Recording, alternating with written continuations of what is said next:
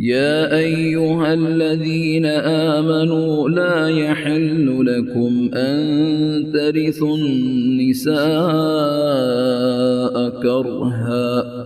ولا تعضلوهن لتذهبوا ببعض ما آتيتموهن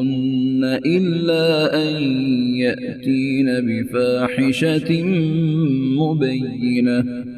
وعاشروهن بالمعروف فإن كرهتموهن